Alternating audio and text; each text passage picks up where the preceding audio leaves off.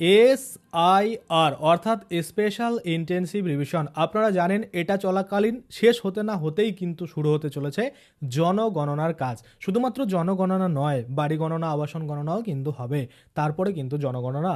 তো আমরা আজকে ডিটেলসে দেখব এই যে জনগণনা হবে সেখানে যারা SIR থেকে নাম বাদ পড়বে বা ভোটার লিস্টের নাম উঠবে না তাদেরকে কি গণনা থেকে বাদ দেওয়া হবে কি না, বা আপনারা জানেন যে কেন্দ্র সরকার কিন্তু স্মার্ট সিটিজেনশিপ দেওয়ার কিন্তু বা স্মার্ট সিটিজেনশিপ কার্ড দেওয়ার কিন্তু চিন্তাভাবনা করছে।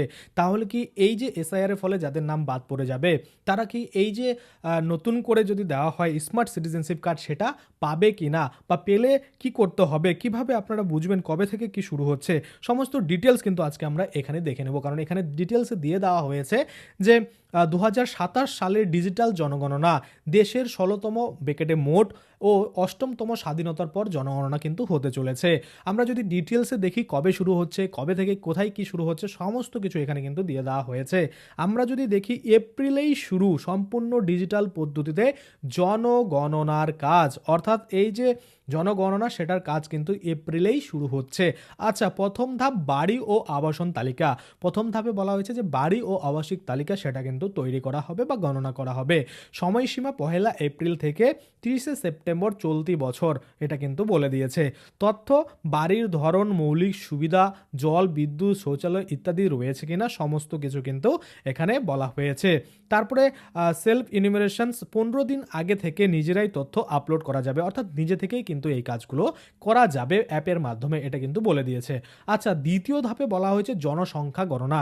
জনসংখ্যা গণনা কিন্তু করা হবে। আপনারা জানেন যে আমরা বেশ কিছুদিন থেকে নিউজ কিন্তু দেখছি শুধুমাত্র জনসংখ্যা গণনা করা হবে এমনটা কিন্তু নয়, সাথে সাথে কিন্তু জাতি গণনাও করা হবে, অর্থাৎ কোন ধর্মের মানুষ কত রয়েছে সেটাও কিন্তু এখানে গণনা করার চিন্তাভাবনা করা হয়েছে।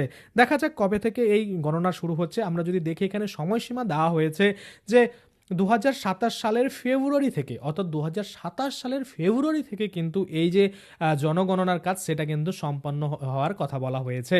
আচ্ছা, তথ্য, সদস্য সংখ্যা, বয়স, জন্ম তারিখ, শিক্ষা, পেশা, ভাষা ইত্যাদি কিন্তু বলা হয়েছে সংগ্রহ করা হবে, এবং ডিজিটাল পদ্ধতি তথ্য সংগ্রহের জন্য মোবাইল অ্যাপ্লিকেশন ব্যবহার করা হবে, এটা কিন্তু এখানে ডিটেলসে বলে দিয়েছে। তাহলে আমরা দেখতে পাচ্ছি জনগণনার কাজ তো শুরু হয়ে যাবে, মানে ধরুন আবাসন, বাড়ি গণনা, তারপরে কিন্তু আস্তে আস্তে আস্তে আস্তে আমরা দেখব 2027 সালের ফেব্রুয়ারি থেকেই কিন্তু এই যে জনগণনার কাজ ডিজিটাল বা দ্বিতীয় ধাপ সেটা কিন্তু আমরা দেখতে পাবো, এবং সেটা কিন্তু সম্পূর্ণ হওয়ার পরে আমরা কিন্তু একটা আপ টু ডেট লিস্ট কিন্তু পেয়ে যাব। আশা করি আপনারা বুঝতে পারছেন। তো এই যে ডিজিটাল জনগণনা এটা হওয়ার ফলে তারপরে যে লিস্টটা তৈরি হবে সেটা কিন্তু একটা দারুণ ফাইনাল লিস্ট তৈরি হবে যে এতগুলো ভারতীয় রয়েছে। কারণ আপনারা সকলে জানেন যে এই SIR এর ফলে বেশ কিছু বাংলাদেশি রয়েছে, বেশ কিছু অনুপ্রবেশকারী রয়েছে, অনেক কিন্তু ঘুষপেটিয়া রয়েছে, তাদের নামগুলো কিন্তু ফাইনাল ভোটার লিস্টে উঠতে পারবে না, এবং ফাইনাল ভোটার লিস্টে যদি তাদের নামগুলো উঠতে না পারে তাহলে তারা কিন্তু বেনাগরিক হয়ে যাবে, বা তাদের কিন্তু যে অস্তিত্ব ভারতের নয় সেটা কিন্তু ধরা পড়ে যাবে। যার ফলে পরবর্তীতে যখন জনগণনা করা হবে এবং জনগণনা করা হলেই কিন্তু দেখা যাবে এতগুলো বাংলাদেশি ঘুষপেটিয়া কিন্তু ভারতে ঢুকেছিল, এবং তাদের নাম কিন্তু কোনোভাবেই আর ফাইনাল ভোটার লিস্টের থেকে শুরু করে সব জায়গা থেকেই কিন্তু বাদ পড়ে যাবে। এবং বাদ পড়ার সঙ্গে সঙ্গে কি হবে, দেখা যাচ্ছে ভারত সরকার যদি, কেন্দ্রীয় সরকার যদি একটা স্মার্ট সিটিজেনশিপ কার্ড দেওয়ার সুযোগ করে দেয় তাহলে সেই কার্ডের মাধ্যমে কিন্তু বোঝা যাবে যে কারা ভারতীয় কারা ভারতীয় নয়, বা কতজন ভারতীয় কিন্তু সেই কার্ড পাচ্ছে সেটার কিন্তু একটা রেকর্ড থেকে যাবে। আশা করি আপনারা টোটাল জিনিসটা বুঝতে পারছেন যে ডিজিটাল জনগণনা হওয়ার সাথে সাথে জাতি গণনা হবে, এবং সাথে সাথে স্মার্ট সিটিজেনশিপ কার্ড সেটা আমরা শুনে আসছি যে দেওয়া হবে। সেই স্মার্ট সিটিজেনশিপ কার্ড যদি একবার দেওয়া হয় তাহলে কিন্তু খুবই ভালো হবে, কারণ প্রত্যেক ভারতীয়র কাছে এই স্মার্ট সিটিজেনশিপ কার্ড কিন্তু থাকবে। এবার আপনারা বলবেন দাদা ওই কার্ডটা কি ডুপ্লিকেট করা যাবে না? আপনারা একটা জিনিস চিন্তা করুন, আধার কার্ডটাও কিন্তু খুব একটা সিকিউর একটা ডকুমেন্ট ছিল, তারপরেও এটা কিন্তু অনেকে ডকুমেন্ট ডুপ্লিকেট করে নিয়েছে।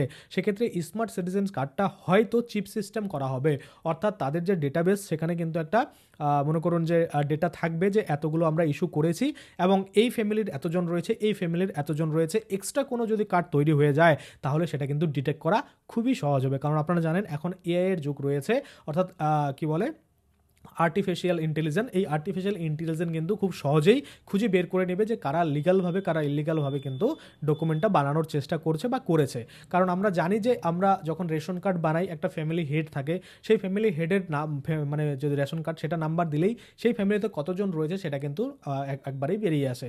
তো ওই রকমই কিন্তু হবে যখন স্মার্ট সিটিজেনশিপ কার্ড দেওয়া হবে, তার আগে যে গণনা হয়ে গেল যে আপনাদের বাড়িতে কতজন রয়েছে, কার বয়স কত, কে কী কাজ করে, তা সেই যে তথ্যটা নেওয়া হলো সেই তথ্য অনুযায়ী তো কার্ডটা দেওয়া হবে, তাই না?